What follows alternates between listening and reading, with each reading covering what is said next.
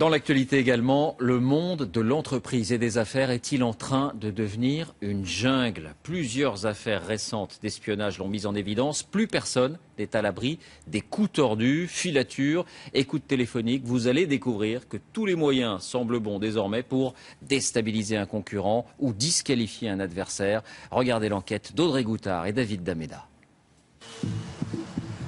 Combien sont-ils? Comment travaillent-ils? Mystère. Pourtant, leurs clientes sont les plus grosses entreprises françaises. Ce sont des pros du renseignement clandestin et pour certains des espions qui ne font pas dans la dentelle. Cet avocat a été leur victime. Défenseur des petits actionnaires d'une multinationale, Frédéric Canoë a été surveillé sans répit pendant 3 ans. Faits et gestes épiés, courriers méthodiquement pillés, il a tout appris par la presse. D'abord, à part, disons, l'article du Canard enchaîné, je me suis aperçu de rien. Donc, ça concerne mes mœurs, c'est-à-dire savoir si je ne vais pas, comme je suis à Vincennes, aller voir ces demoiselles. Donc c'est donc une enquête là-dessus. Ensuite, une enquête sur mon activité en tant qu'avocat. Donc c'est est-ce que Maître Canoë respecte bien les règles? Il cherche la faille en vue de me déstabiliser. Ça, c'est très net. Non seulement son ordinateur a été régulièrement piraté, mais aussi celui de sa femme et de son fils. Leur vie privée a été épluchée. Mon fils, qui a 20 ans, lui écrit à sa petite amie, fait des poèmes, envoie de la musique, etc. Donc c'est une violation de son intimité. L'avocat a fait condamner ceux qui l'avaient espionné et poursuit toujours la société Vivendi soupçonnée d'avoir commandité l'opération. Interrogée sur le sujet, l'entreprise nie en bloc les accusations. Un cas isolé, pas vraiment. Une autre grande entreprise française, EDF, vient d'être condamnée à 1 million d'euros d'amende. Elle avait fait espionner Yannick Jadot, à l'époque porte-parole de Greenpeace France. En 2006, affolé par les actions commando de l'association, EDF avait fait appel à une société d'intelligence économique avec pignon sur rue.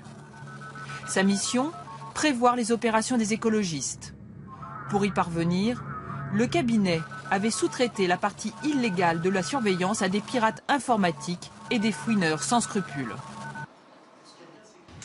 Là, ce sont des anciens soldats perdus des services qui sont recyclés, qui viennent avec des très mauvaises habitudes, qui parfois sont très mal contrôlées, et à qui effectivement on demande d'opérer des opérations de basse police, et qui le font avec une obligation de ne pas se faire prendre. Ne pas se faire repérer en se fondant dans le décor, s'infiltrer dans tous les milieux en mixant les technologies les plus high-tech et les méthodes de camouflage traditionnelles. C'est il y a peu encore le quotidien de cet homme de l'ombre qui a accepté de nous parler. Le déguisement de plombier, oui, bon, c'est un peu l'idée de se fondre dans le décor. On a tendance à devoir être invisible quand on suit quelqu'un, c'est-à-dire pouvoir changer de vêtements plusieurs fois. Être invisible, c'est-à-dire être un cliché, quelqu'un, tiens c'est un jogger, tiens c'est un promeneur, tiens c'est un type qui lit le journal sur un banc. Voilà, c'est se fondre dans le décor pour ne pas attirer l'attention. Pendant des années, il a filé les époux infidèles, les mauvais payeurs et les concurrents de ses clients. Il savait recouper les fichiers et pirater les ordinateurs. Le détective admet que dans ce milieu aux contours flous, chacun peut faire un peu tout et n'importe quoi.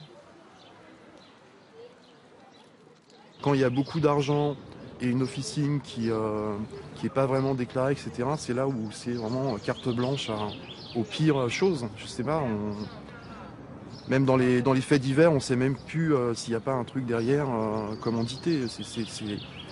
C'est presque mafieux au bout d'un moment. Aujourd'hui, la demande vient surtout d'entreprises avides d'informations sur la concurrence. On est dans une logique de guerre économique.